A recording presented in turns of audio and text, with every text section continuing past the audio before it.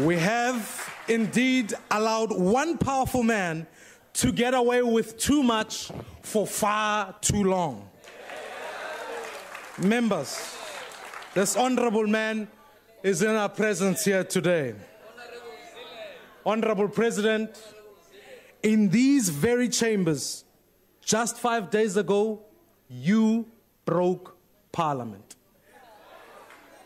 Please understand, Honorable President, when I use the term honorable, I do it out of respect for the traditions and conventions of this august house.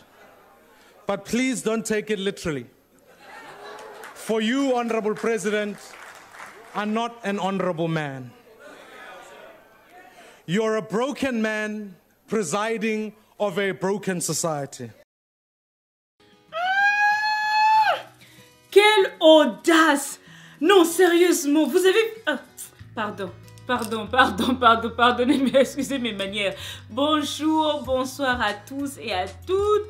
J'espère que vous allez bien, j'espère que la semaine s'est bien déroulée. Vous avez vu cette vidéo là, comment cet homme avec... Hey, il n'y a plus de respect pour les autorités, vraiment. Il n'y a plus de respect pour les autorités. Et cet homme que vous avez, ce jeune homme dynamique que vous avez vu parler contre le président Jacob Zuma, il s'appelle Mmusi Maïman, c'est le chef de l'Alliance démocratique au Parlement. Il fait partie de l'opposition qui en ce moment-ci est vraiment très indignée. L'opposition vraiment désire que le président Jacob Zuma puisse absolument à tout prix rembourser l'argent public qu'il a utilisé pour construire sa deuxième résidence. Voilà pourquoi vous l'avez vu avec vraiment cette impolitesse là. Non mais sérieusement, moi j'étais en train de me dire, imaginons un peu que ça se passe au Congo. Le monsieur là, Mmusi là, il ne pourra même pas sortir du Parlement. Avant même de sortir du Parlement, il sera déjà mutilé. Parce que les choses comme ça ne se passent pas chez nous. Mais regardez comment il a eu le courage vraiment de se présenter comme ça devant tout le monde. En tout cas... De parler du... Hey! J'ai une bonne nouvelle à annoncer à tous mes frères et sœurs congolais de Brazzaville. Le marché Total a enfin été rénové. Oh. C'est pas vrai. Hey, c'est vrai. Oh. Tous les commerçants vendant au marché Total ont désormais un espace spacieux et plus assaini pour pouvoir effectuer leurs activités. Le 18 février, le président de la République, Denis Sassou Nguesso, a inauguré le premier module du marché. Il s'appelle Total A et il est destiné à la commercialisation des vivres. Il a une capacité totale de 2285 places. Waouh! Et dire qu'on ne fait pas de bonnes choses au Congo. Mais comme d'habitude, les Congolais ne sont jamais satisfaits. On va écouter ce que certains d'entre eux ont dit suite à cette nouvelle. Hey, Yarsé Mavungu. Non, ça c'est un trafic d'influence. Il veut dissuader le peuple sudiste en faisant bonne impression. En faisant bonne impression au dernier moment pour qu'il dise qu'il a fait des bonnes choses pour le pays et pour qu'il lui donne la possibilité de briguer un autre mandat. Non. Toboyi. Bilia Kiyebi. Koki. Mon lingala. Je ne sais pas ce que ça veut dire. Ok. Qui laisse la place à un autre qui saura mieux gérer le pays. Pardon. Vous avez vu? Vous avez entendu? Ok. Koulin Paki Bon Miampo a dit, s'il avait construit ce genre de marché à Kombo, vous devez mal le juger. Il le construit chez vous à Bakongo, vous le jugez mal. Maintenant que voulez-vous les Congo? Hey! On n'est jamais satisfait. Yann de Léo Gracias a dit, il va rester propre combien de temps ce marché? Un mois? Au moins je pense. Ça c'est vrai, oh. C'est vrai. Ça se salit dans 2 semaines. Regarde. Regardez la vidéo qui va suivre. Et je rappelle que cette vidéo a été filmée avant l'inauguration. Voici le premier module du nouveau marché moderne de Total. Un bâtiment de R+1 construit sur une superficie estimée à 4 900 mètres carrés avec 2100 étals. Ce marché logera des chambres froides, des boutiques, des services de microfinance, pour ne citer que ceux-là. Il est équipé des toilettes modernes. On y trouve également de l'eau et de l'électricité. Il y a aussi un bloc administratif contenant les bureaux des responsables du marché. Les travaux de ce marché sont complètement terminés. Avant son inauguration par le président de la République, Denis Sassou Nguesso, les agents d'entretien que nous avons surpris sur place sont à pied d'œuvre. Ce joyau vient changer la physionomie de ce quartier. Quelques marchands et habitants de Bakongo que nous avons rencontrés se sont prêtés à notre micro tout en souhaitant que le deuxième module soit construit dans les brefs délais. Je vois là que ça fait très beau, mais je souhaite quand même pour dire à nos présidents Denis Sassou Nguesso qui ajoute encore plus que ce peu qu'on voit ça comme ça là. Il y a beaucoup de gens qui vont ici là, vraiment, ça ne peut pas suffire par là. On apprécie, vraiment c'est un bon travail que l'État a fait. On apprécie vraiment. Construit selon les règles de l'art, ce marché moderne de Total, le premier du genre à Brazzaville, fait la fierté des habitants du 2e arrondissement Bakongo. Passons aux choses sérieuses. Vous avez appris que le président de la CAD a été attaqué la semaine dernière. Le cortège du président de la CAD. Bon, la CAD, c'est quoi? La Convention pour l'action, la démocratie et le développement. Donc, le cortège du président de la CAD a été attaqué la semaine dernière. Tout le monde en ce moment sait que André Okombi Salisa est contre le changement de la Constitution. Donc, lorsqu'il s'apprêtait à effectuer un voyage de l'Ekana à Brazzaville, le cortège passait près du village de Lampama. 3 hommes sont sortis comme ça, armés, cagoulés, ils ont commencé à tirer. Hey, les voitures ont fait demi-tour. Dieu merci, personne n'a été blessé ni tué. Même tonton André aussi ne faisait pas partie du cortège. C'est une mesure sécuritaire de précaution que les gens adoptent, c'est-à-dire qu'il y a d'abord un premier cortège qui va et le cortège de André Salisa était derrière. Donc quand ils ont vu que les autres là revenaient à vive allure, là, mais qu'est-ce qui se passe? Ah non, n'allons plus, il y a danger de mort. Donc, l'un des membres du bureau exécutif du parti de la CAD a dit ceci. Il s'appelle Alain Marius Ngoyakissi. Il a dit: en tout état de cause, l'attaque à main armée visait visiblement l'élimination physique du président André Okombi Salisa. Si par de tels actes l'on cherchait à l'intimider par rapport au débat en cours dans notre pays, c'est peine perdue. Le président du CAD est constant dans ses convictions. Il reste par ailleurs serein et libre de ses mouvements en tant que citoyen congolais. Alain Marius Ngoyakissi a annoncé que André Okombi Salisa sera de retour à Brazzaville dans les tout prochains jours. Je pensais que c'était seulement au Congo qu'on souffrait de nombreuses coupures d'électricité. Maintenant, nos frères ghanéens aussi nous ont rejoints.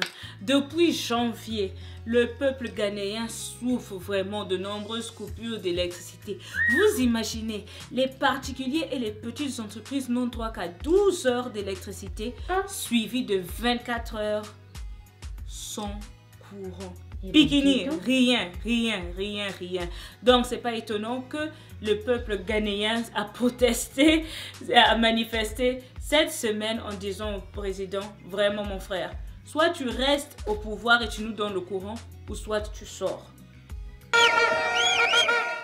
Le slogan de ces manifestants: nous sommes en train de mourir.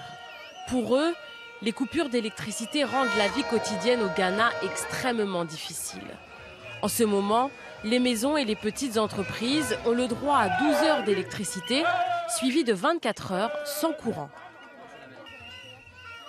Les gens perdent leur emploi, rien ne marche dans ce pays.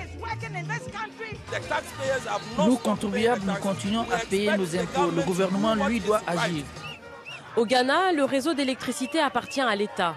Le gouvernement affirme qu'il n'a pas actuellement la capacité de fournir de l'électricité à tout le monde constamment. Il dit chercher des solutions, mais le principal parti de l'opposition est loin d'être satisfait. L'opposition demande au gouvernement d'arrêter ce gâchis. Elle lui demande d'être plus transparent. Elle lui demande de s'occuper davantage des préoccupations des Ghanéens. Depuis début janvier, Juliana n'a eu du courant chez elle que 3 jours par semaine en moyenne. Une situation très problématique pour cette couturière. Elle ne peut utiliser ses machines et doit coudre à la main. Les coupures d'électricité ont eu des conséquences graves pour sa main-d'œuvre. Avant, j'avais 5 employés, mais j'ai dû en licencier 2.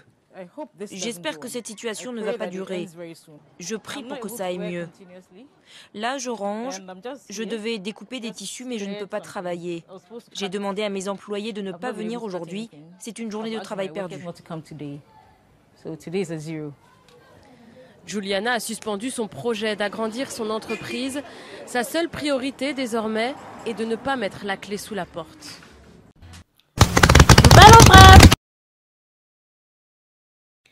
Histoire vraie, oh, ce n'est pas une rumeur. Maintenant, le passeport congolais est payant.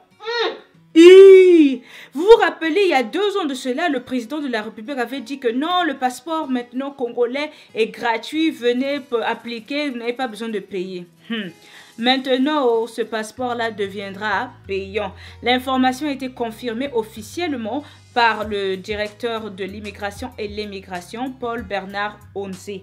Donc, d'après les services de l'immigration, le passeport ordinaire coûtera désormais 50 000 francs CFA et celui de service vaudra 70 000 francs CFA.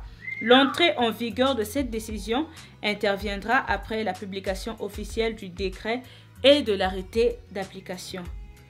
Ah, mais comme vous le voyez dans la photo, le président Sassou Nguesso a inauguré des amphithéâtres modernes de l'université Marien Gouabi.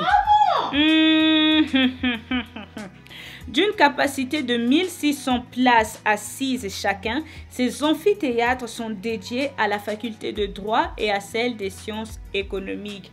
Ils viennent ainsi soulager les peines des étudiants qui prenaient parfois cours dans des conditions difficiles.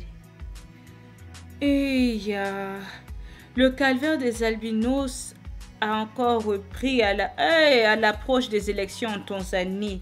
Donc, les enlèvements d'enfants albinos se multiplient, notamment en Tanzanie. Récemment, un bébé a été enlevé la semaine dernière. Et il a été retrouvé mutilé dans le nord du pays. En décembre déjà, il y avait aussi une petite fille de 4 ans qui a été enlevée et jusqu'à présent, elle n'est pas retrouvée. Et ce n'est pas étonnant. Pourquoi? Parce que les attaques contre les albinos sont fréquentes vraiment à l'approche des élections où les candidats recourent à la sorcellerie pour remporter les scrutins. Hey. Samuel Eto'o, si tu m'écoutes, pardon mon frère, qu'est-ce que tu es en train de faire?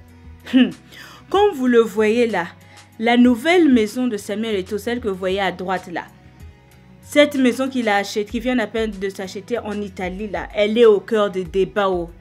La villa Alta Chiara, comme elle s'appelle, elle a été acquise à 25 millions d'euros par la star camerounaise. Et on dit que c'est une maison hantée. Hey! Samuel, tu es parti. Hey! Écoutez ça. Au moins 3 morts ont été découverts dans cette demeure dans le passé.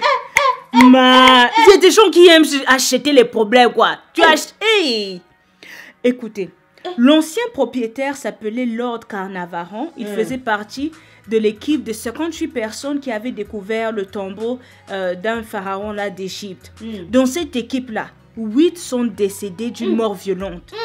Et l'ancien propriétaire de cette villa-là, il avait succombé à une piqûre d'insectes sur les lieux avant que son neveu meure d'une chute dans les escaliers de la villa.